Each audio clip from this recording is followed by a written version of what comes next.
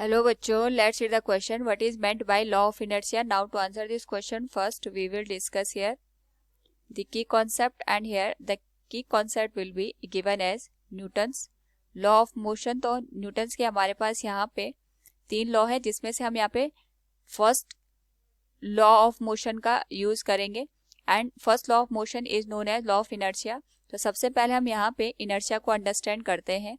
तो इनर्शिया के अकॉर्डिंग हम यहाँ पे ये अंडरस्टैंड करते हैं कि अगर हमारे पास यहाँ पे कोई भी ऑब्जेक्ट अपने जिस भी कंडीशन में है, चाहे वो मोशन की हो चाहे यहाँ पे रेस्ट की कंडीशन में हो, तो वो जो ऑब्जेक्ट होता है ये अपनी पोजीशन में चेंज का हमेशा अपोज करता है.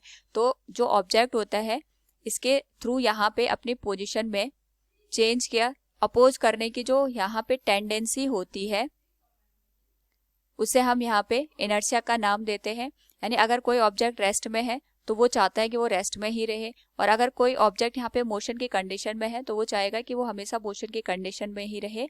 इस टेंडेंसी को हम यहाँ पे इनर्शिया का नाम देते हैं. एंड अगर हम बात करें यहाँ पे लॉ ऑफ इनर्शिया का, तो लॉ ऑफ इनर्शिया हमें ये बताता है अगर कोई ऑब्जेक्ट रेस्ट की कंडीशन में है तो वो रेस्ट की कंडीशन में ही रहेगा, और अगर कोई ऑब्जेक्ट मोशन की कंडीशन में है तो it will remains in the position of the motion until हम यहाँ पे कोई भी फोर्स अप्लाई ना कर दें. तो जैसे हम यहाँ पे फोर्स अप्लाई करते हैं तो जो ऑब्जेक्ट है इसकी पोजीशन में तब जाके चेंज आता है, और अगर हम यहाँ पे फोर्स अप्लाई ना करें यानी एक्सटर्नल फोर्स की वैल्यू 0 हो तो उस पर्टिकुलर केस में ऑब्जेक्ट जिस कंडीशन में है उसी कंडीशन में यहाँ पे रहेगा. This is known as law of inertia. Hope all you understood it. Thank you and best of luck.